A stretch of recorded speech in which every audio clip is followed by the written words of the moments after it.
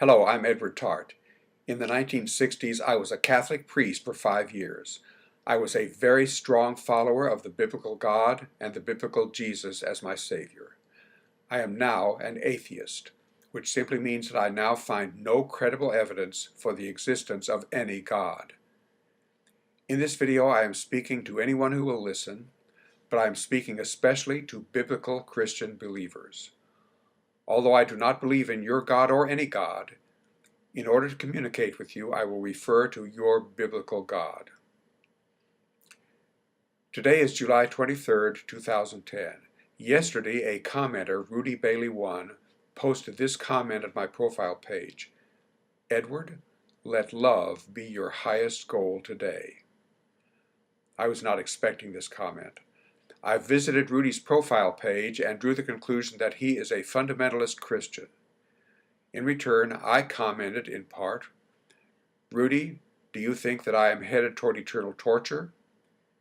He answered in part, Bro, I am not a judger, but I can tell a tree by its fruit. Then another commenter, Purple Hoofer 14, entered the conversation saying, Rudy, please keep it in the church. Rudy replied in part, we are called to share love. Then another commenter, Hinaku, entered, saying, Rudy, love means never accepting torture of another human being. Then Rudy gave an extended biblical quotation about love. And then Purple Hoofer 14 said in part, Rudy, why do you preach about a God who causes eternal torture and who endorses rape, slavery, murder, and sexism?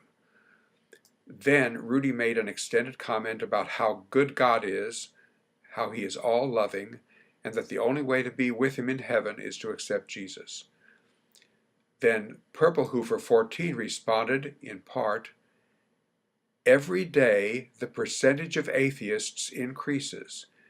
Eventually religion will disappear altogether, with no small part due to this channel. Wow, this is a strong exchange of comments. You can read them at my profile page if you are interested. They have motivated me to make this video about Christian love. The premise of this video is that a strong biblical Christian believer, although to some extent capable of loving, cannot truly and adequately love. As a hypothetical example, take me. Suppose that I give up being an atheist and return to strong biblical Christian belief. The biblical God requires me to adhere to him completely. Therefore, I would need to say to him something like this. God, I rejoice and I thank you that I am saved. My mother and my brother were both extremely good people. Both died unbelievers. Therefore, I understand that you are having them tortured severely for all eternity in hell. I understand that this Satan person may be actually doing the torturing, but I know that you are in charge and that the buck stops with you.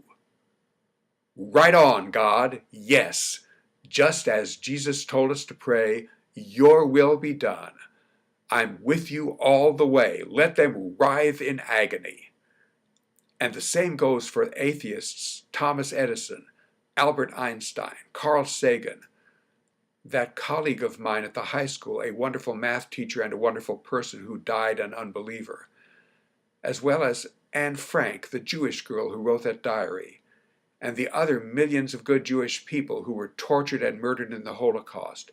They didn't believe in Jesus, so you are having them tortured forever. Yes, right on, God.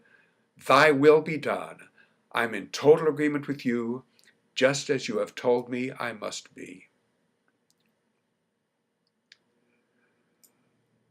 That communication from me to your biblical God will never take place.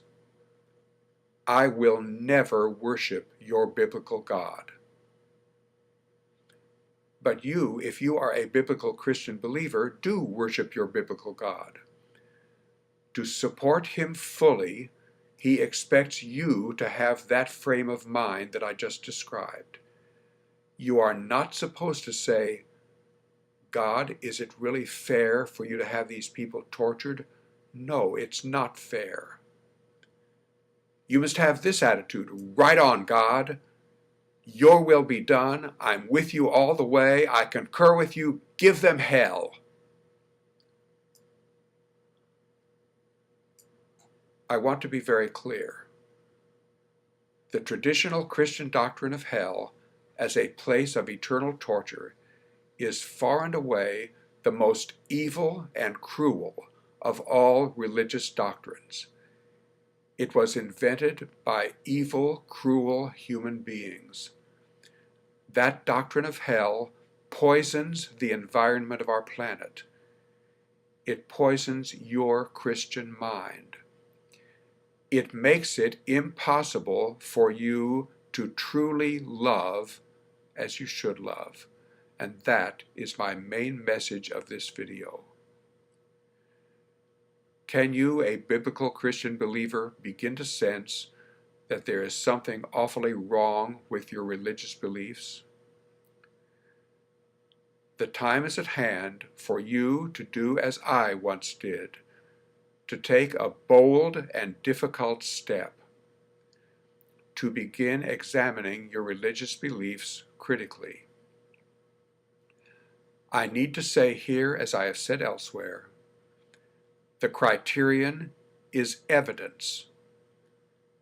And if that idea is foreign to you, as it may well be, please watch my video, Evidence versus Faith. If you are a fellow non-believer and have the opportunity, please share this video with some believer. And to all you viewers, thank you for watching this video.